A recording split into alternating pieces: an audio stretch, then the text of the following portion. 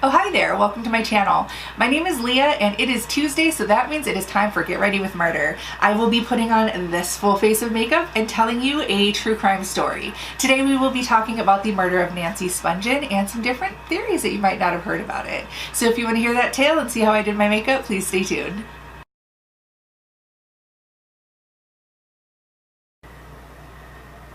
Alright, let's get started. Today, as usual, I will probably just show you the products that I'm using and just keep on telling the story, and everything, of course, will be listed in the product description below. Today, we are going to be talking about the murder of Nancy Spungen. We'll start in 1977. Nancy was 17, and she had just dropped out of college in Colorado and moved to New York to basically go be a punk rock groupie.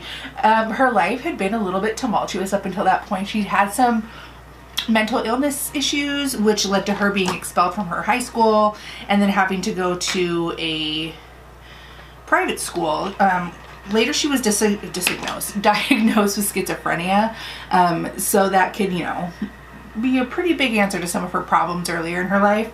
But she actually, when she went to her private school, she ended up graduating at 16, so she was clearly a pretty smart girl, and then started college right after that. So by 17, she was already enrolled in and attending college.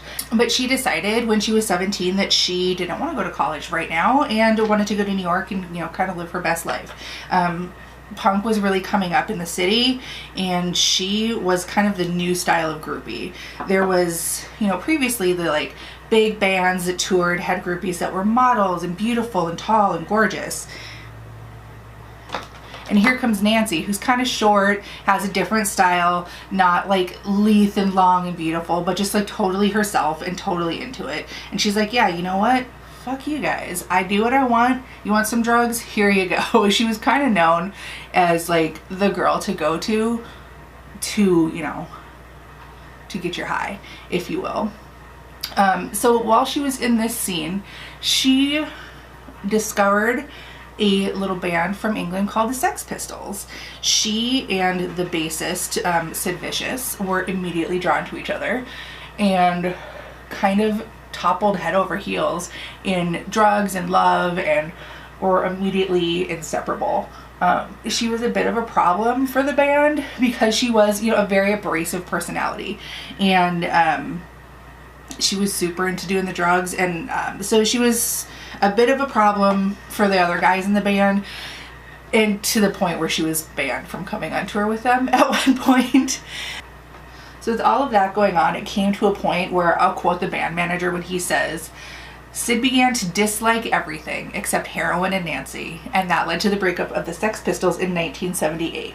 So if you remember, we started our story in 1977. It's been maybe a year and change that all of this has gone down. So after the demise of the Sex Pistols, Sid and Nancy decided to stay in New York and move to the Chelsea Hotel, which is a very interesting place. If you've ever done any research into rock and roll history in New York, the Chelsea Hotel plays a huge part in it. It's tons of bands stay there, and artists, and it's just kind of a place where the bohemian lifestyle of the artists in the 60s and 70s stayed. And some people, there's actually a really cool documentary, I think it's on Netflix, I think it's just called Chelsea or The Chelsea, and it talks about the people who've come and gone in there, but then there's the people that have been there and just live there. But it's technically a hotel, so there are people that have lived there for 30 years, but they pay daily rates basically on their room, and it's really interesting. They're just very eclectic, artists and free people, and it's really interesting. So check that out if you haven't seen that. I think it's on Netflix. It's called either Chelsea or The Chelsea, I'm not sure. So they move into the Chelsea, descend into heroin and fighting and being in love and drugs and that whole messy, destructive lifestyle. Which brings us to the night of October 11th, 1978. On this night, Sid had taken an extreme amount of a heavy opiate sedative, and I need to look at what the name is. So he took 30 tablets of something called Tuinol, which to quote, is a far larger dose of the barbiturate than most could survive, and one certain to put anyone into a state of unconsciousness for hours. And he remained comatose through the morning's early hours. So he took this large dose of these barbiturates, which knock you out. I mean, and he's clearly a seasoned drug user, so he's probably got some sort of a tolerance built up, but still, the amount that he would have taken, he would have been out cold all night long. So, here's where we lose some details, because he's seen taking all these drugs. They go back to their room, and the next morning, Sid calls down to the front desk to ask for help for Nancy because she's hurt. But she's not hurt. She's been stabbed to death and has bled out on their bathroom floor in their room. So the timeline goes a little bit something like this. It's been pulled all together. So Sid takes all the crazy drugs. They go back to their room. At 2:30 in the morning, Nancy calls a man called Rocket's Red Glare, who was a sometimes bodyguard for them, and asks to bring them some Dilaudid, which is a massive painkiller. I don't know if you guys can hear the fan, but it's driving me insane. It's an opioid and it's super addictive, and it's actually a drug that is part of the opioid crisis currently in the United States. It's really terrible. But so that was at 2:30 in the morning. At about 7:30 a.m., other people in the hotel said that they heard female moans coming from Sid and Nancy's room. And then by 10 o'clock is when Sid had woken up and called down to the front desk saying that Nancy needed help. So when the police arrive, they find Sid wandering the hallways of the Chelsea, completely just like out of it, in an agitated state, clearly upset. And Nancy was dead in the bedroom, or in the bathroom, having bled from stab wounds to her stomach.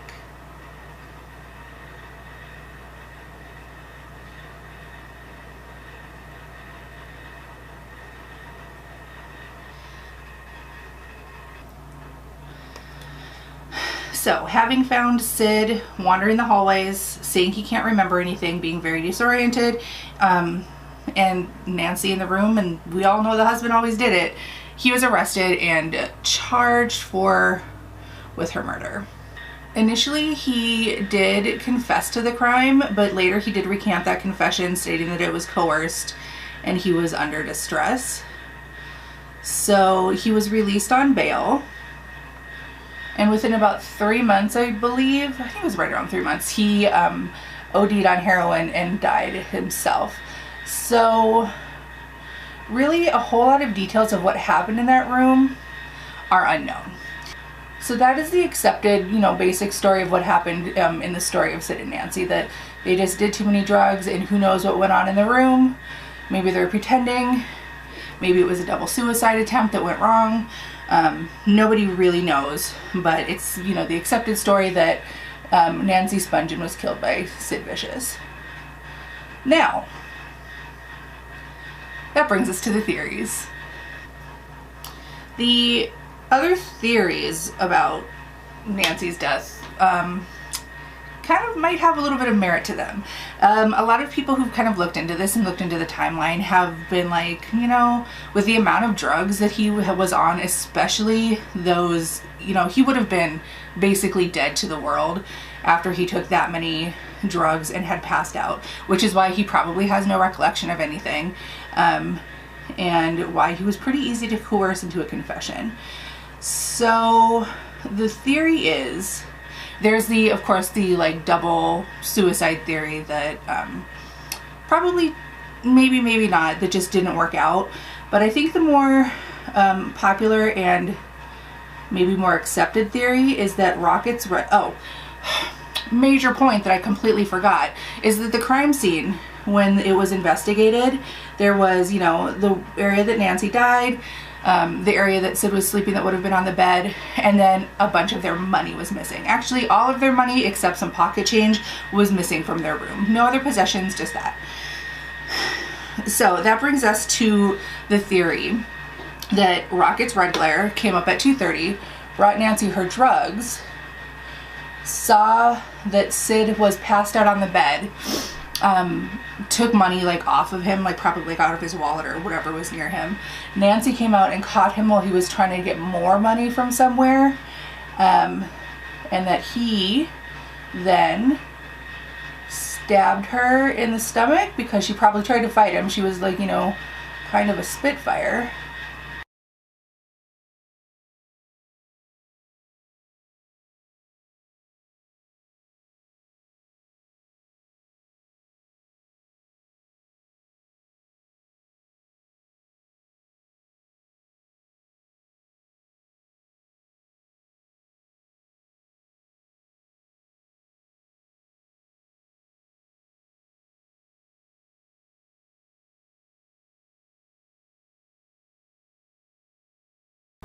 Alright, I am so sorry about that. There's a fan in this room that goes freaking crazy, and it just like spazzed out for the last 20 minutes, so we had to wait. Anyway, let's continue. So, that's kind of the theory that has been accepted by the people that were most close to them. Most of the people in the life of Sid and Nancy are pretty adamant about the fact that Sid, no matter what, no matter how many drugs they were on, how whacked out they were, he would have never killed Nancy. So there's actually a few books written. One of them was by, I think, the band's manager, and then somebody else who was close to them. I can't quite remember what their relationship was, but he wrote a book on it, and he states in that book that he heard Rocket's red glare a few months later in CBGB, talking about the fact that he killed Nancy and robbed them, basically. So, I don't know. Could be. It just could be. Which is really sad to think about, that somebody that you considered to trust as a bodyguard for you would basically see, you know, think that Sid was dead and take that opportunity to rob him and then basically just kill Nancy over some cash. Like, it's just money, people. It makes me so sad when people kill other people for money. It's just money. So that is the short life and death of Nancy Spungen. What do you guys think? What do you think of the alternate theory? I never heard of it up until this point. Basically, you know, it'd been Do you say that? That's so weird. That only ever happens with this concealer. But basically, up until this point, it had been accepted in the world that they had a crazy, tumultuous relationship. They did too many drugs, and Sid killed her one night. Which, you know, if you think about the scene in the 70s, I'm sure the police were not too invested in trying to figure out who, you know, basically killed a punk rock groupie. If it looked like her punk rock dirt bag of a boyfriend did it, then he probably did. Case closed. We can move on to other things. But I do think these other theories have a lot of merit, and maybe should have been looked into a little bit more. I don't know. What do you guys think? And on this subject, have you ever seen the movies, I think it's just called Sid and Nancy, that Gary Oldman is in? Gary Oldman. Oh my God. Can we talk about a treasure to humanity? He's just perfect. But I saw that movie, and that's pretty much, and I hate to admit this, that's pretty much my basis of knowledge for this story prior to looking it up for this video. So I don't know. I thought it was a good movie. You know, Gary Oldman is amazing, and it's just interesting to see kind of a different take on the story. That definitely does play with the narrative that he is the one who killed her. Spoiler alert, I guess. I don't know. So I would love to hear in the comments if you guys had heard of this story before, or what you knew about it going into this, because I learned a whole bunch of new stuff. And also, I'm kind of thinking of doing a series within this series of like rock and roll and music industry murders. I think that'd be kind of interesting. I was inspired by watching The Dirt last night, and I'd read The Dirt a few years ago, and it didn't really bother me until watching the movie last night, and I don't know why. That Vince Neil basically, you know, drank and drove and killed his friend Razzle from Hanoi Rocks, and he only spent 12 days in jail. I think that's not awesome. But anyway, so that made me think about other famous, you know, deaths and murders in the rock industry, and that's when I brought this one up. So if you guys think that that'd be kind of interesting, and if you want to hear more stories like that, I'll put a little poll over here. Let me know if you'd like to see that. Alright you guys, that is the story of Nancy Spungen. I hope you liked this video. If you did, please make sure to give it a thumbs up and hit that subscribe button. It really, really helps my channel and lets you know when the next videos come out. I do a new Get Ready with Murder every single Tuesday, so make sure you subscribe. Alright, have a super great rest of your day, and we'll see you in the next video. Bye, bye, bye, bye.